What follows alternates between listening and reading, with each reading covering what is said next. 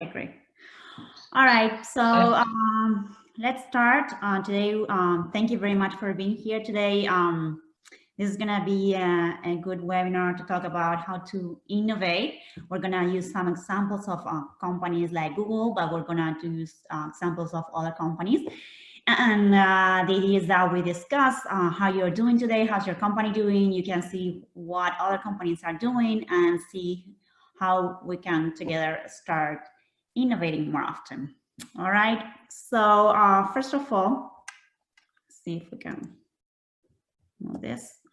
So first of all, I'd like to talk about a bit about the how's the context where we are today. So how are we ready to innovate, right? So what we're seeing is that 300 billion is the cost of unhappy employees every year today in the US. 43% of your employees are probably looking for a new job. 92% of the employees that they would keep the job if their bosses would show more empathy.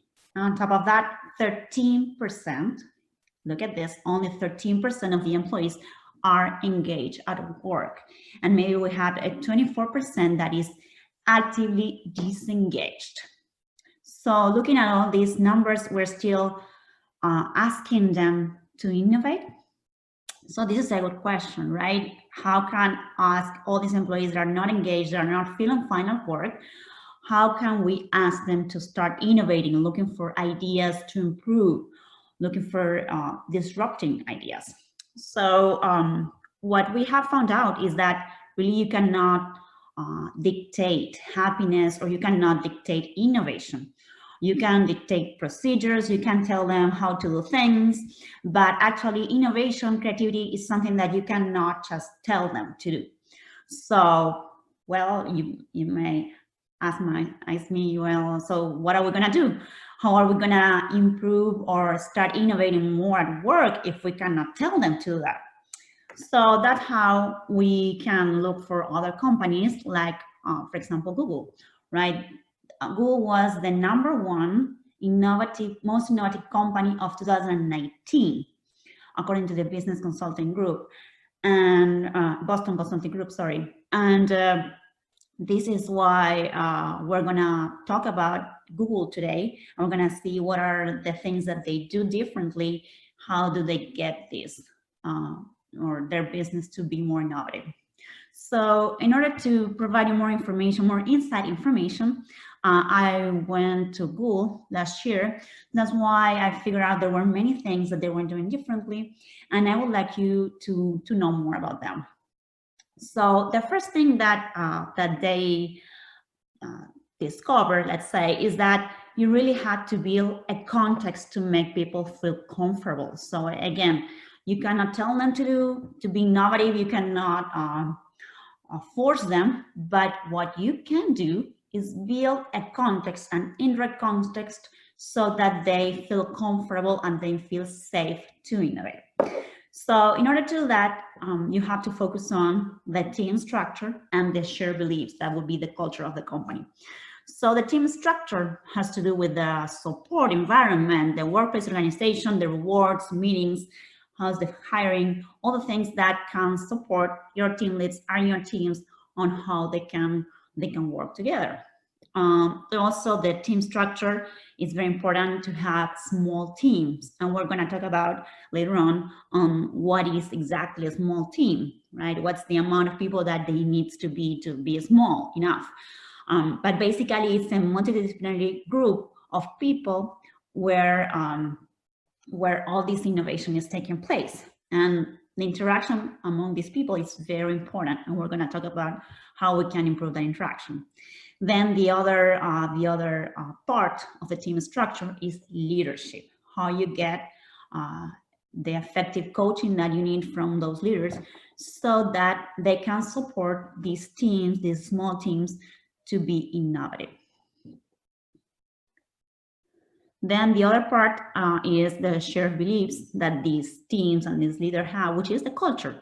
And the cultures are all the common behaviors, the habits, all the things that maybe you cannot talk about, or you cannot really, there's no specific book for that, where you can read, okay, this is my culture, but you can breathe it. You can see in how everyone is behaving, what kind of things they do every day. Do they gossip? Do they don't gossip?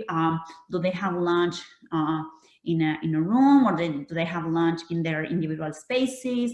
Do they speak a lot, you know, very noisy? They don't. So all those things have to do with the culture, and those again are things that are not, they're maybe not spoken, you know, very directly, but you can see it very quickly when you go into the company. Just by looking around, you can see what's going on. You can see if people likes to talk to themselves, or they just say very quietly in their own spaces. So all these things, team structure and shared beliefs, build the right context or not for innovation. So let me share with you some of the things that I've seen in Google that were really interesting. So I don't know if you've seen something like this before. Well, this is, yes, the restroom. What you can see there is that they are very careful. You know, this is, I've been several places in the US and never seen this. This is their restroom where you can have, you know, different temperature. You can choose to do different things. You know, you can see the buttons right there where you have different options. But that doesn't stop there, right? The other thing is that they add right next to the potty, say, they add some kind of an article, you know, something that you can read while you're there, like talking about free up resources, or, you know, where you can consult things. So I'm not asking you to read this, because the real important thing here is that, you know, how you can be, you know, this is what they're trying to say, how you can be productive on the potty. So this means this is the culture, this is the kind of things that they want to encourage you to do all the time. And they change it apparently every month, because I saw this in November 19, and this is the date. So apparently they change this monthly. They add different things that you can read, that everyone can read about. Maybe then what they're trying to do is that then you go to a lunchtime, and then you talk about, hey, this is what I saw in the restroom, you know, what do you think about that? Have you tried? Things like that. So this is a way to encourage innovation everywhere. So this is another very interesting picture. I don't know, maybe, let me see, Lucas, if you can help me. Can you, so anyone, you can go to the chat box saying to all attendees and all panelists, and try to tell me what you see here. Let's see if you can see what I saw actually. Any comments, Lucas, there? Can you see any comments in the chat box? I see a bicycle for 4 or 5 people, and that's the very first time I see something like this. Yes, that's correct. It's a bicycle for 5 or 6 people. Yes, the idea is that you can meet anywhere. So you know, the founders, Sergey Brin and Larry Page, are very involved in how everything in the company was made. And they were always saying, well, you know, if you want to have new ideas, if you want to innovate, the best way to do it is, you know, maybe not in the meeting room like you always do, but maybe you go outside, you know, go in the nature, you walk and you see different things, and maybe you know, your brain gets some air or you get some ideas from the environment, and that's how you get to be very innovative. So this is just one of the ones I saw, but they actually used it, and many ideas were created thanks to this.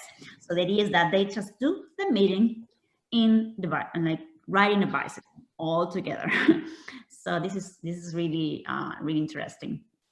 So we're gonna see more pictures later on, but basically what I want to highlight here is that they try to make innovation as part of their day-to-day. Excuse me, Luciana, actually Diego had the right answer. He said it is a mobile meeting space. All right, excellent. I love that. Okay, great, excellent. Yes, I didn't know how to say that. For me, it was a bicycle with 5 people, but it's great. Thank you, Diego, for your input. So, and there's something else. Let me see if I can show it to you. I don't know. Let me see. You will be able to see this.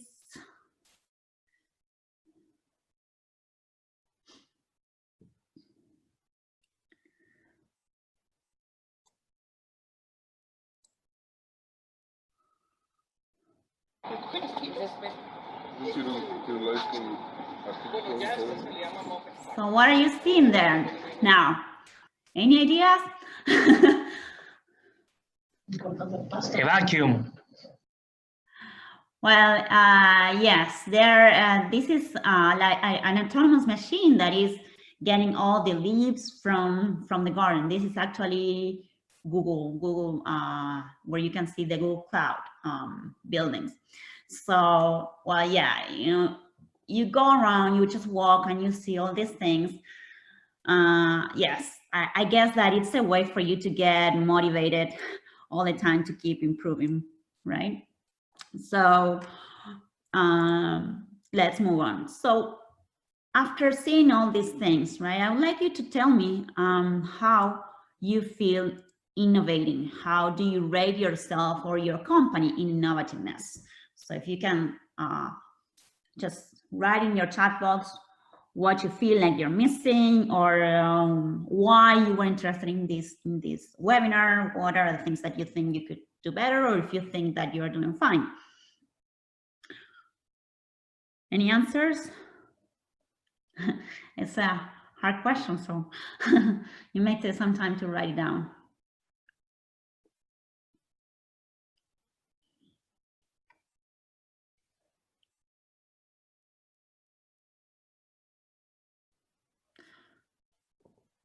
Lucas, do you have any comments there?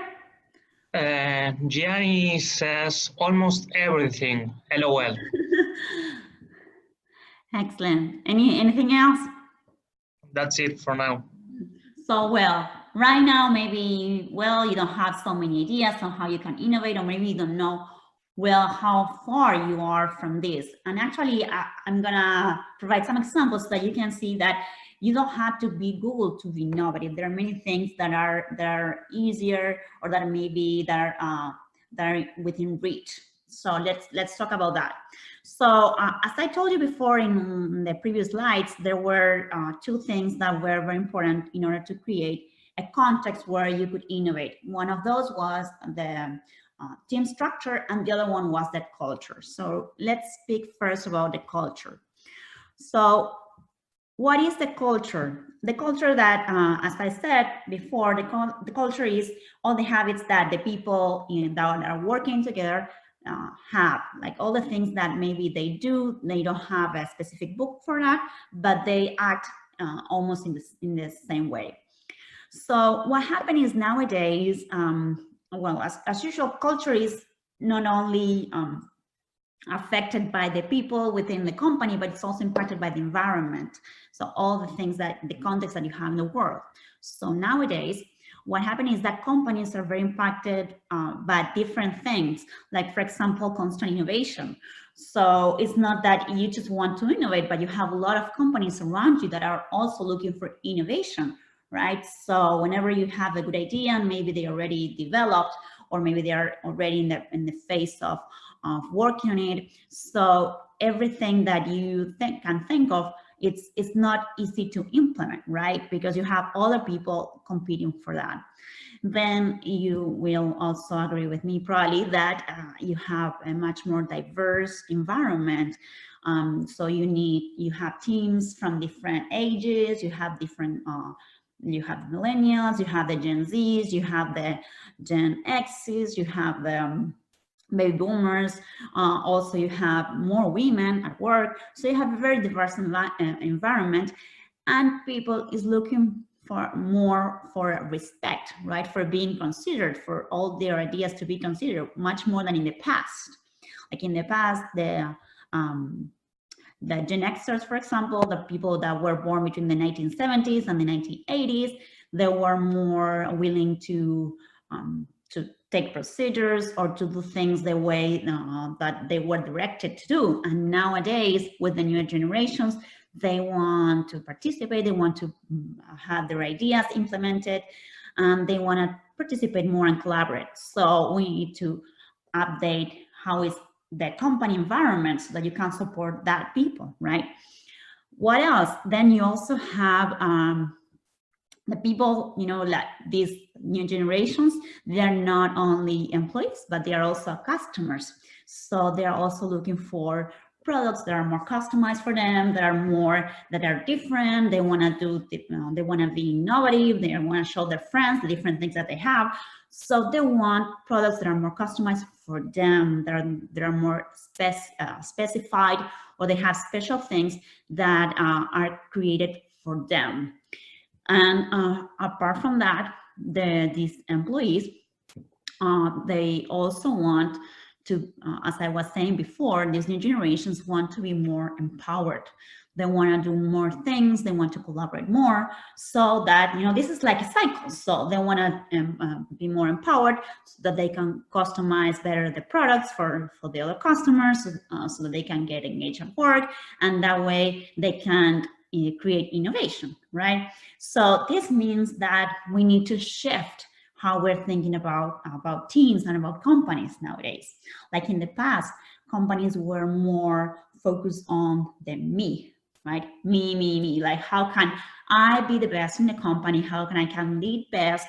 How can I show that I'm better at work? So that's why all these generations used to stay longer at work, used to work, trying not to show a lot of information to other workers, try to work on their own so that they can be like better, let's say. So, but having all these challenges that I have mentioned, it's very hard for one person to be successful. So what we're trying to do is shift from a me culture to a we culture, so that we can work in teams. So if we work in teams, we can accept different ideas from diverse population. We are able to get better products, to get different ideas, so that we can customize better products for the customers.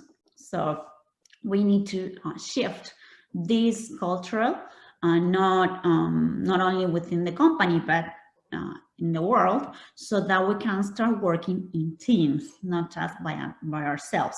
If we work in teams, again, we're able to get a synergy. So we're able to get much better results together. So how do we achieve this? Look at this. This is what I was saying before, that sometimes you can see how a me culture, or a culture that is not very innovative, you can see it from there, very, very easily. So you can see here, this is a picture of a real work environment. This is a company where you can see here a bicycle parked in the middle of a passage where people, customers go there. They walk here and they see this. They see the trash can, they see the walls, they see all these bags, and they see the bicycle in the middle, the vacuum cleaner. So they see all these things. So when you look at this, what kind of company do you think this is? So the way I see it, this is a me culture, where everyone is doing whatever they can. Maybe they don't have the rules set, maybe they don't have the right context, or maybe they don't know from who they can learn, but they learn, okay, I need to park my bicycle somewhere, so this is where I find it's better. Maybe there's nowhere else where I can park it, so this is where I park it. So, well, I don't feel like trash, getting the trash out, or we see that the wall that is dirty, or that is kind of deteriorated, but we don't have the ownership or the empowerment to do something about it, right? So we're looking at, or we're aiming at, it's something like this. I know it's very, very two things that are so far away, but still, this is for you to get the idea, right? This is a place, what I call the we culture, right? This is actually Google. You can see there's a place for you to park your bicycle. So these are some things that, yeah, maybe you can see in your culture, okay, this person just parked the bicycle right there inside the building, right? But maybe the problem is that there was no other way or no other place where to park it. And the other thing is, Nobody tell them anything. Nobody said, hey, this is not the right place.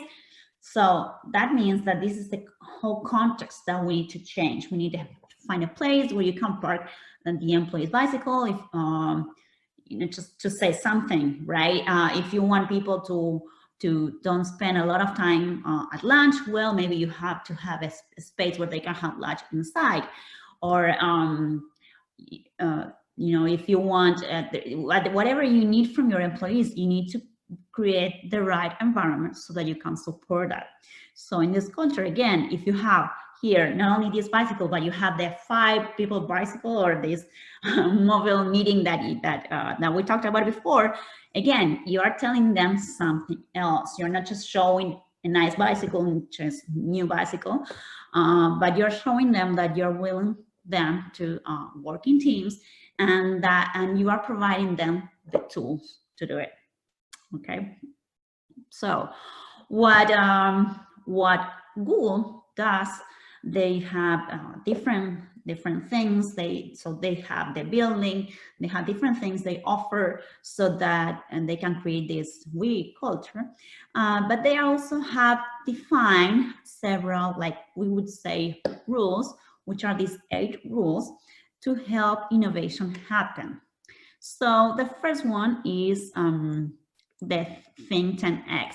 So all these 8 rules are shared with all the employees, right? Instead of having just like a quality manual or something where they're saying how you can do things, they also share with the employees the values, the things that they value the most, and the things that are aligned to their culture. So Think 10X means that you let them know that true innovation happens when you try to improve something by 10 times. So they're trying to make you like dream big, dream impossible, that you really try to get to the next level, but not just small steps. Many companies don't really get to innovate because employees are afraid of innovating, of providing very, very new ideas, very different ideas. So the company doesn't promote that. Maybe they don't say it, but whenever you say something very strange, or you think 10X, they say, well, we don't have the money, or well, we don't have the time, and they do this kind of things. So they always try to promote, Google always try to promote thinking 10X. So no matter what you're thinking, let's try to see how we can do it. So this has to do with the culture of yes, trying to always say yes to whatever you think. So the other thing that they do is focusing on the user, not the competition. So Google is very specific on training everyone, so that the user is key, telling everyone that, okay, whatever you're gonna do, always focus on the user, and that's the most important thing. Sometimes not the money, but the user.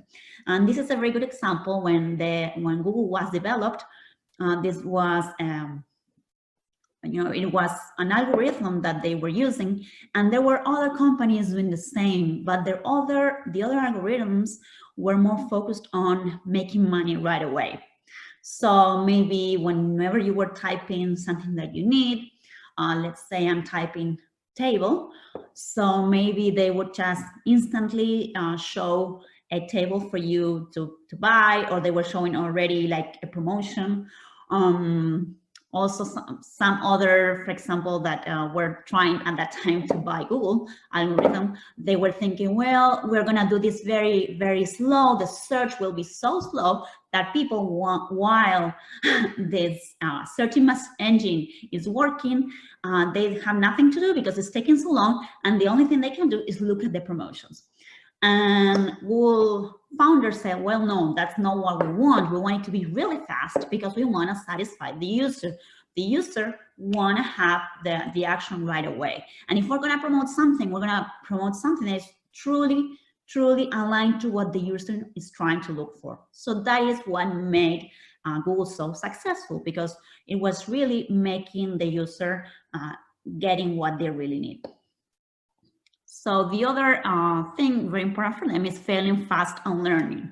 So for them, failing fast is, of course, it doesn't mean that they want you to fail, but what they do want is that you are trying.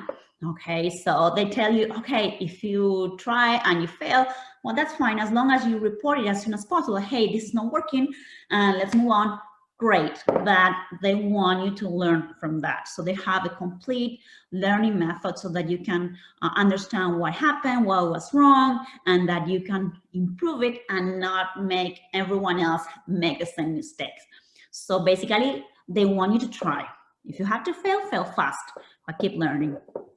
The other thing that is very important is that they share everything. So remember, we were talking about the me culture and the we culture. So in the me culture, you don't try to share anything. You try to get all the results, all the information that you have, you keep it for yourself. Even if you are a leader, right? You try to get whatever metrics you have on your employees, maybe you keep it to yourself, or you just show them something when something's wrong. Or, you know, maybe once a year you show them, hey, great, you know, you did a great job. But how is that useful for the employees every day? So the important thing is that you can share everything with them. You can share what's going right, what's going wrong, what the customer think, what other groups are doing, so that everyone can use the information and work as a team. Because maybe an operator can have a great idea that you don't have, and this is if they can share that with you and they feel open to share these ideas, you can get to a great innovation. In connection to this is sharing data, no opinions.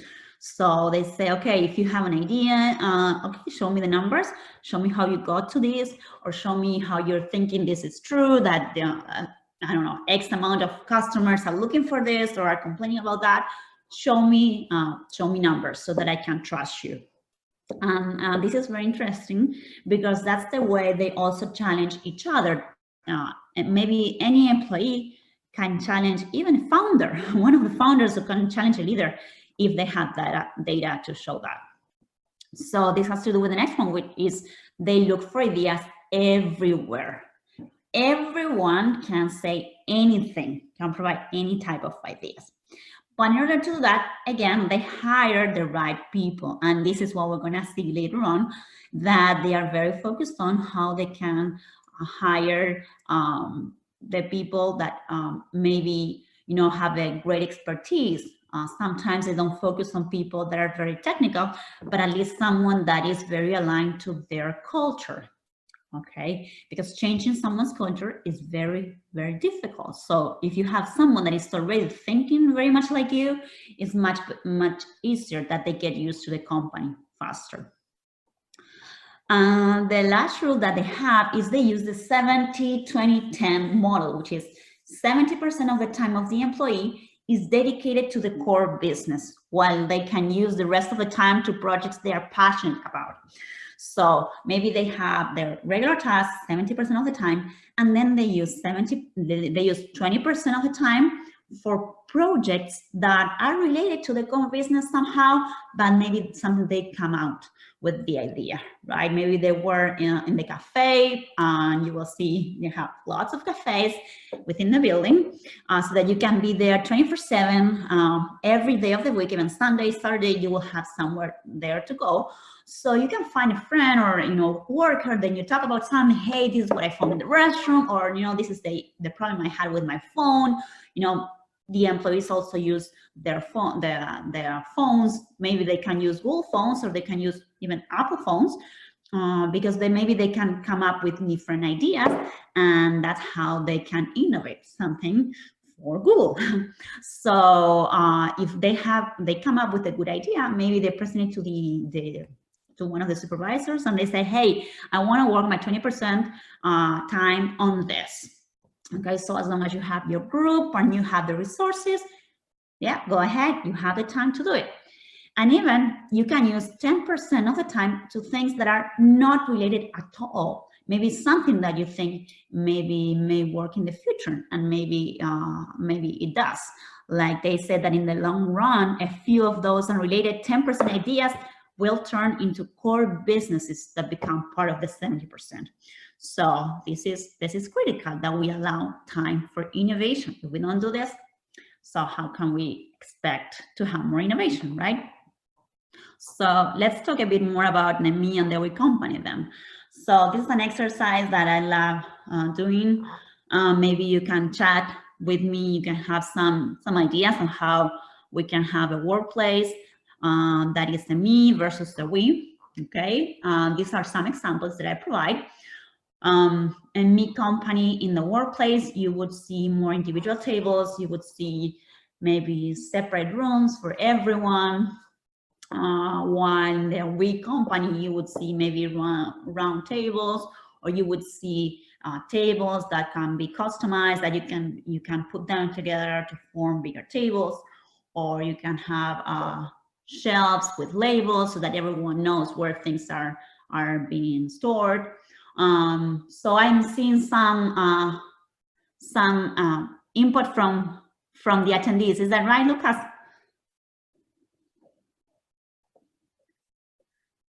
Yes, here Eduardo says that me companies are closed offices Closed offices, great, excellent. versus open offices, open spaces, those kind of things. Great, excellent. Anything else? That's it for now. Great. So these are the things that, again, as I was saying before, you can see by entering into the offices or entering into the buildings. You can see maybe there are scoreboards or boards where you share information, where you share numbers. That's, again, a we company. If you don't see any numbers at all, so it means it's more like a me company. So you only get numbers by reports, by running reports that maybe the leaders are able to get, and maybe they don't share that with the employees, right? Then you can also see with the people. You can see people in the me company like gossiping, or not talking to each other because maybe the supervisor will yell, "Hey, what are you talking about?" And no, go back to work. So they think that if you're talking, you are not working, right? So in the Google environment, what they think is that if you're talking to each other, you may be working, you may be getting to think about something special, or maybe you're sharing an experience, and maybe you can get to an innovation that way. So you get people, you can see people everywhere sharing ideas, walking around, talking about different things, using the computer everywhere, not just in a closed office, but everywhere. As I was saying, maybe in a bicycle out there, or maybe in a coffee shop, everywhere. And you see people more engaged, more motivated. All right. So this is just a summary, in a environment. Maybe you have no commitments, you have late arrivals, steps are skipped, because really people are trying to focus on how can I get my own benefit. While on a we environment, we're trying to commit to deadlines, we're always looking for a win-win, we're trying to share information with everyone. So, and why are we doing this? Because the whole is greater than the sum of the parts. That's what Aristotle would say. And this is why Google is always trying to promote team building. So that's why we're going to talk about now about the team structure. So again, remember, we talked about culture and beliefs, and then we're going to talk about the team structure that has to do with three components, which is the team, small teams, the leader, and the context. So remember, we talked about the sum of the parts is more than the parts apart, which is something that Aristotle said, and that's why Google developed the Aristotle project. The project was about trying to analyze how teams were more effective, because even though they are great innovators, they are the kings of team working, still they were saying that some teams were much more effective than others. So they were wondering, hey, what's going on, right? And imagine that they have more than 100,000 employees, they have more than 100,000 contractors, that adds up to 200,000 people, and they told me that they're hiring like 10,000 employees like every month. So imagine this keeps improving and getting bigger, and why don't we use all these teams that we have within Google to analyze them and to research and to see what's working for them and what's not. So that's what they did. They start working with like 200 teams, and they try to analyze how they were working, what was more effective for them. And they found out 5 traits, 5 things that were helping teams were being more effective. They really found out that what really mattered was less about who was on the team, like what type of people was on the team, but more about how the team were working together. So maybe the same people in a different environment would work differently. All right. So the most important part was how you would be able to make all these people interact in a better way. So the most important thing they found is that out of these 5 things, psychological safety, dependability, structure, clarity, meaning, and impact, the thing that was more defining for the teams was actually psychological safety. So we're going to talk about what is it, what exactly psychological safety is. So psychological safety is a shared belief held by members of the team that the group is a safe place for taking risk. This is what Amy Edmondson said, which is one of the best researchers in what has to do with psychological safety. So this means that it's a belief by the members that they feel like they can speak up. Whatever they say, they are respected. So they don't feel fear for doing what to say, what they want to say, or for doing what they want to do. So this is something very important and very connected to innovation. So imagine that you feel like whatever you say, people will judge you, right? You feel like, oh, I never feel completely relaxed, or I feel that I have to prove myself during meetings. Nobody listens, everyone wants to be the leader, or I have to be careful with what I'm saying because I don't want to make any mistakes. So imagine if you have this problem, well, yes, you're stressed at work, right? You're not enjoying it. So that means that probably you will have a hard time feeling safe. You don't feel safe, right? So this means that you're not creating the perfect environment so that you can continue innovate at work. So more important, you have to do several things, but you have to allow others to fail. You have to respect diverse opinions. Sometimes someone that is having a different opinion may have a very good idea. You really innovate when you're thinking out of the box, right? You might feel free to question, hey, what are we doing this, or why, or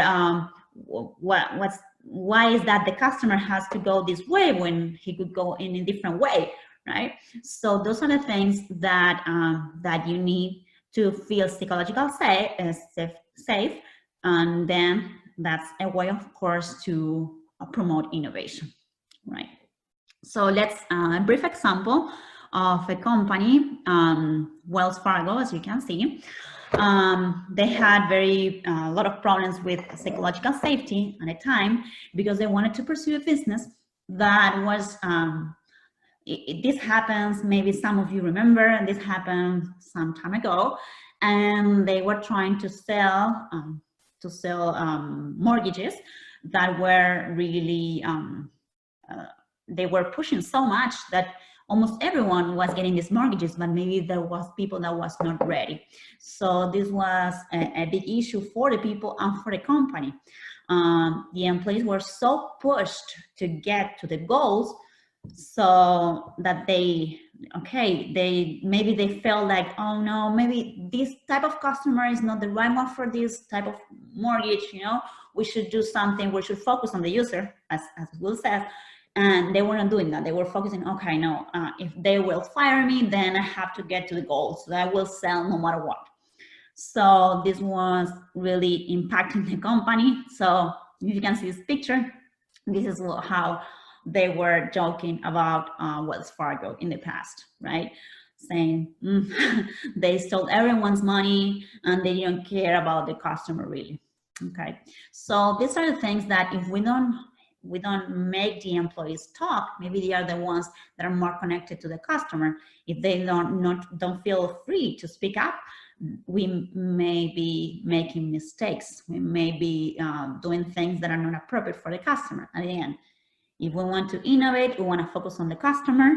And if we want to focus on the customer, we have to understand who's the person that understands better the customer. Probably is your employee, frontline employees, which sometimes they are the less trained, right? They are the ones that enter the last at the company. So we need to create an environment, a culture when everyone feels free to talk about the customer and improve the customer experience. So critical factors to generate innovation through this psychological safety is working, as we said before, on the environment, on small teams, and on leadership coaching. So these are the three more important factors that we need to work on. So when we say support, what are we talking about? So if you can see this picture, I took it because I really liked it, and because it reminded me how Google started.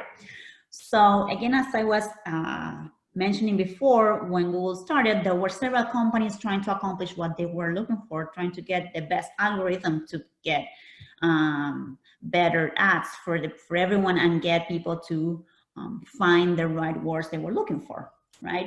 So they had an algorithm, but it was not working very well. Sometimes they were, looking for a motorcycle, and sometimes they found things about like Yamaha or Honda, and sometimes they were finding things about, different type of things that were not really connected to motorcycles, but maybe they had the motor word or they had the cycle word, but really it wasn't connected to what the person was looking for.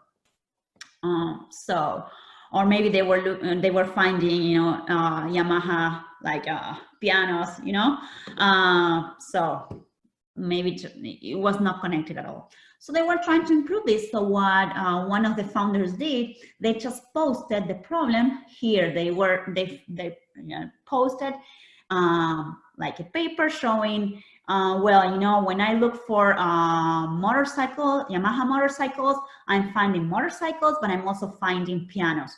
So how can we solve this? So this is what he did, just that.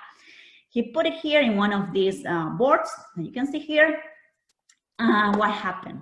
That was the Friday afternoon, and there were several employees in the kitchen looking at this board, and they say, hey, well, let's work on that. So all these employees got together, and they just shift the focus. They were doing something totally different, and they started working on this. They worked the entire weekend, and on Monday morning, they came with a solution. They posted on the board, and then they went back home to sleep because they hadn't slept the entire weekend. So how you get employees to do this? You set them free and you create an environment. So yes, the owner posted here the problem, but then the employees felt, okay, I don't have to come on Monday if I'm able to find this out. So they just did it. Nobody complained. And they finally discovered how to improve the algorithm. And that today is making 90% of the money of the company. And I've heard that lately the value of the company has got to the $3 million. So imagine an idea that is worth almost $3 million. Amazing. So that's the power of innovation, productivity, and engagement, right? Creating the right environment for people to participate. So how they do this? As I mentioned before, they have all these places where you can have lunch, where you can have some appetizers, or you can have fruit. Everything is really healthy. They try people to get healthy, so that's why they also provide sports. They provide coaches for everyone so that they can have their own swim coach or gym coach or whatever. If you can look at this is one of the offices. You just get in and it looks like you know, a place, a vacational place. And yes, that's how they built it. So that whenever you got in there, well, you don't feel like working. You feel like, yeah, I'm going on a vacation. And as I said before, I'm not going to talk only about Google, right? I also wanted to show some things about other companies like Zappos. In this case, you can see here, I'm visiting Zappos, which is a brand that it's a company, a branch of Amazon, which provides only shoes online. And you can see this is the office. You get all these pool where you have lots of balls that you can, you know, have some fun. You see big carrots. And of course, where is it located? It's located in Las Vegas. So again, they say, okay, Zappos says I want creative employees, right? Maybe they don't focus that much on innovation, but they really focus on having employees that are creative. So that's why they moved to Vegas, right? And that's where this office makes a lot of sense to have. Then what about rewards, right? If you reward individual work, or if you think that money is the prime motivator, well, that's where you are not going to have a lot of innovation, because again, innovation, you cannot push it, not even with money.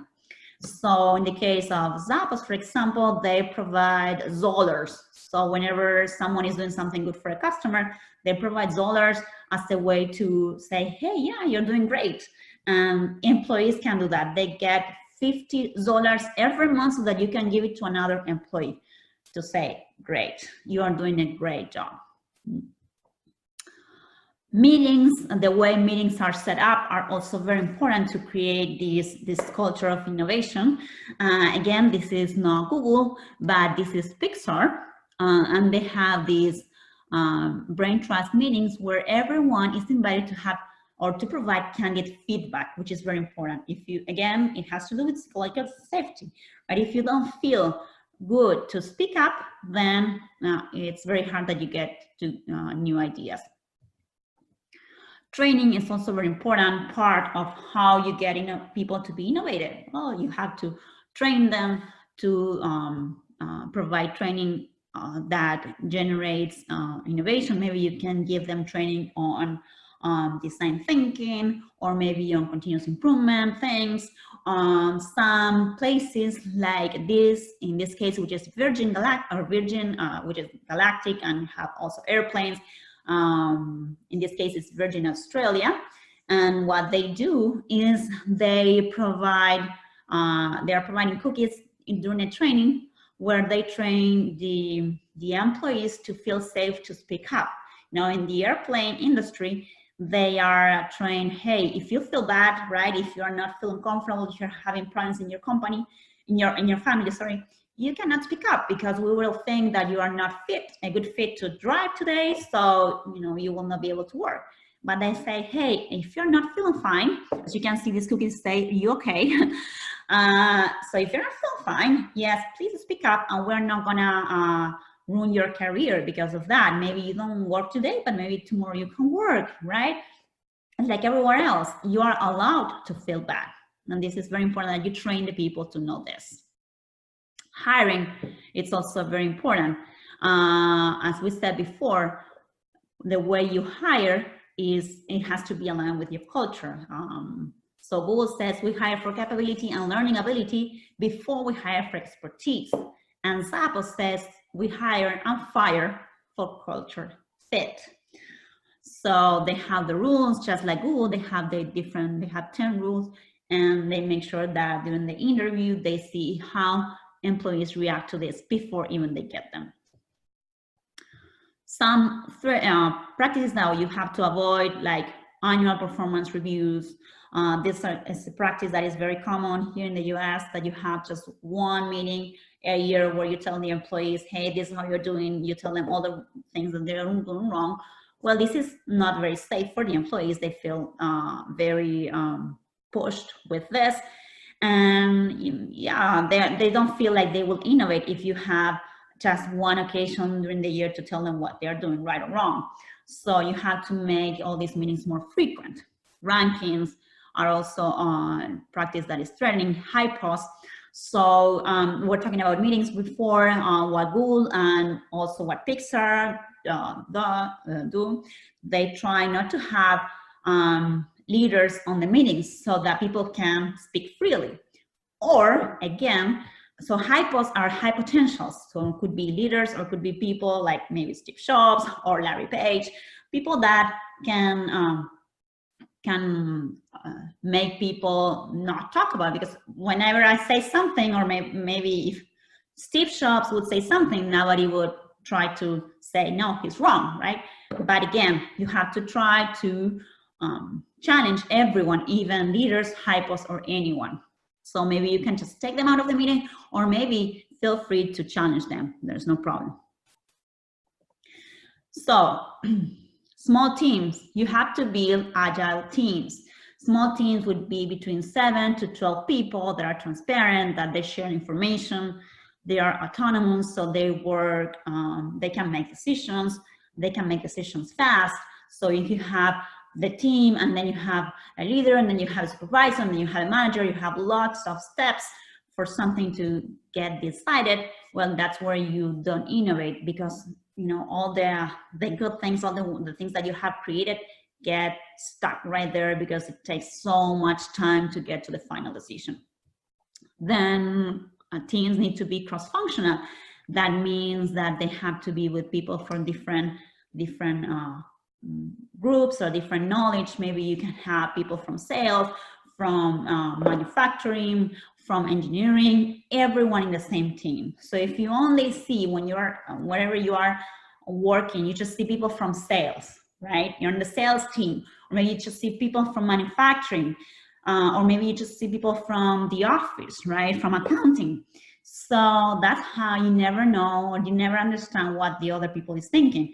And maybe, you have issues all the time. You have delays because you don't understand what's going on the other team. So if the other way, maybe you work for a specific client, and then you have in the team people from all the different departments, that will help you get to more innovative solutions. So that's how you need to be first disciplined, so that you can follow the rules of the team, like we're saying, the 8 rules from Google, or the 10 rules from Zappos, or anything that you can come up. Or and it's very important, again, that you respect diversity. So if you're going to have people from different backgrounds in these teams, you need to respect the diversity. And the last thing is belonging cues. So you will see that the most effective teams do active listening. They have great eye contact. They have frequent interactions. They have continuous feedback. You can see some examples here from Popovic here, someone that would have everyone in the basketball teams. You'll see here Saturday Night Live, that also this show lasted for like 30 years. They were so innovative every time, and nobody knew why. And this is also, again, why? Because they had a great team, that they were fit to work together. They were very open. They made everyone participate. Everyone had this same amount of time participating in every show. So that helps us, everyone not wanting to feel out. And the last part in our 3 parts of the team structure is coaching. What is the leader, the role of the leader? And Amy Edmondson, again, the person that was more interested in psychological safety, the researchers said that the best tactic for establishing psychological safety, or innovating, or for whatever you want to do in your team, is demonstration by a team leader. So you really want to get this person to be someone that is showing what really needs to be done. So there was an experiment that was showing that there was someone that was always, putting in different groups, and this person was always bothering, was always doing bad things, was falling asleep, then really bad things for the group. But there was one of the groups that was never impacted by this person, because they had a great leader. This leader was, every time the other person was sleeping, he was saying a joke, every time someone was saying, oh, this is all bad ideas, he was always providing, oh no, yes, let's, motivate everyone, or let's do that, let's do finding different options, promoting team building. So this is something that's very important, that you have a good coach within the team that can act as a good apple that can block all the other bad apples. So we're gonna go really quick here so that we can finalize the webinar on time. So these are some of the things that Google work on. They did another project and they found out there were 10 things that were more important for their leaders. And I will summarize in this way. The most important things that they need to work on is connecting, asking, respecting, and empowering. Really caring for their people. So when you care for your people, you will build the right environment for them to be innovative. So connecting means really that you need to invert, change the paradigm where you have, the president and, again, all these different steps. You have to build a flatter structure where you have the leaders helping, being really serving all these teams. And you have to make everyone work together, connected. So that's why you need a flatter structure where you have the customers very close to the employees and the employees really close to the leaders who can make the decisions. Then you have to ask questions, because you figure out that managers usually don't know all the problems. 96% of problems are not known to top managers. But most of the information, like 100% of problems, are known to the frontline employees. So you really need to be there to ask what they need, how you can help them, and share, again, the data together to see how you can help them work this out. Then you need to respect. Again, we said that we're in an environment, we have diversity, where we have people with different ideas. So let's respect all those ideas, because respecting those ideas, we help people to set free, to speak freely, and we promote interactions, like we're saying, the belonging cues, right? We try to promote people to doing things together, and that way we can get better ideas and people to feel better. And the last habit that the leader has to develop is empowering, which is how you can help companies to make people work more empowered, right? So again, so that we can have more innovation, we need to help people to feel like they can do something for the company. That's empowerment. So how you do that? Showing boards, showing information, so showing how we're doing so that everyone can make a decision about it, showing how the customer is feeling, helping them, hey, okay, let's label everything that we have, tools or drawers, so that everyone knows where everything is. Let's try to share as much as possible. Let's try to share, okay, these are all the tasks that we need to do, and employees can decide what to work on. For example, Google, what they do, they have online all the objectives, all the things that I want to accomplish, and then you can choose where to work on, and everyone can see what you're doing, how you're doing it. So that's very important in order to empower people. So you can see here some best practices for team leaders, right? Not interrupting, planning feedback sessions, measuring the level of psychological safety on the team, not cutting off debate, not listening to just the hypos, right? Not making the right questions. Those are the bad things that we don't want. And what are the best practices for the team members is respecting everyone, listening to everyone, trying to respond to questions from everyone, not just from the hypos, saying how you feel, and trying to speak up all the ideas that you have. Basically, what you get is to a virtuous cycle. When you care for the employees, they're happy. So as they're happy, they come with better ideas. They feel better with the customer, and if they work better with the customer, and they feel better with them. So you get increased profits. So what can we do to improve? Well, we have been talking about a lot of things that you can improve. So hopefully you can get some great ideas after this webinar. Please feel free to ask any questions. I don't know if Lucas, we already have some questions in the chat box, or anything that people would like to share, what they'd like to do, or what they are already doing. Yeah, there's one question here. Sure. How do you measure the innovation on a company?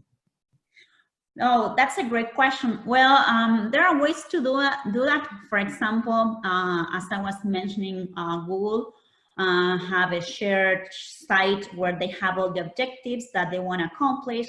And sometimes there's no, they have a result that they want to achieve, but they don't know how to do it.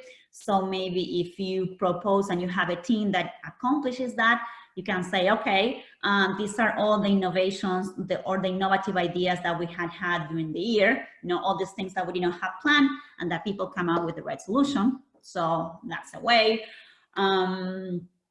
Also, well, for example, you can do brainstorming meetings, and you can invite people. You can propose, hey, let's try to think about new ways of improving this product, or new ways of offering something to the customer. So let's get together and come up with ideas. You can also measure, okay, what are the new ideas, or what are the new projects that you're coming up with this year. You can measure also how innovative they are. Again, as Google was saying, they say, okay, these are all the things that are connected to the core business, and these are maybe you have ideas that are not connected to the business. Again, those are more innovative. So that's also a way to figure out, hey, we're really coming out of the box with this, and we can count how many ideas of that kind we had. Any other question? Yes. How do you change an old culture? I think you replied this, but still. Yes. Well, it's not an easy question, because there are many things that you have to do. It's not easy to change an old culture or a culture. No culture is really old or new or good or bad. But if you want to make a culture more innovative, well, some of the things that you have to do is, as I mentioned, you have to work on all these parts. You have to work with the leaders, you have to work with the teams, you have to work on the environment, so that you can create the right culture. So you have to work on these three things. Okay, so we have to do a complete webinar on how to change the culture, because it's very broad. There are so many things that you can do, but what I would recommend first is that you define what are the goals. Remember that we talked about the 8 steps that Google has, and the 10 things that Zappos decide. So those are the vision for the company, right? The values. So maybe is that what you have to figure out? Okay, what are the things that I want to change from my current culture? What are the new values that I want to have now? Like maybe in the past we would never talk about innovation, and we would never talk about people feel free to speak. So maybe those are the things that we need to include in our new values. And then you have to hire based on those values. You have to train people based on those values. You have to fire people based on those values. So that's the more important thing. Once you have your mission and all your values very clear, then it's easier for you to say, okay, these are the things that are not working in my culture, and these are the things that I would like to change, so that we can get to a different culture. And again, it's difficult, but it's not impossible. All the companies have some certain values that they don't change through time, and some things that really are changed through time intentionally. So what I would recommend is that really you want to make it intentionally. So try to define what you want and make the changes. Training is very much recommended in this case. For example, I provide training for employees, for leaders, and also for the HR, because if you are a big company, you probably have an HR department, and they need to provide all this context and this training and this hiring so that you align the culture to the strategy of the company. Any questions? Okay, no, that's it. Thank you very much for being in our webinar. So I think that's it for today. Actually, we have some more questions, but about if they can see this webinar later, and the answer is yes. We will put it on our website. So maybe tomorrow or the day after tomorrow, it's going to be on our webpage and on our on LinkedIn. So if you want to see it again, or if you have any question, feel free to contact Luciana or contact us, and we will be there for you. Excellent. Yes. I'm showing here, you can see some more information about this on my blog or on Instagram or LinkedIn, Facebook. You can have more information. It's for free. And you can also send me an email if you would like to get the transcript or the PowerPoint so that you can read it later on. And the whole presentation anyways will be posted, as Lucas said. Thank you very much. I really enjoyed this, and please feel free to ask any questions later on, sending me an email. No worries. Thank you very much. Bye.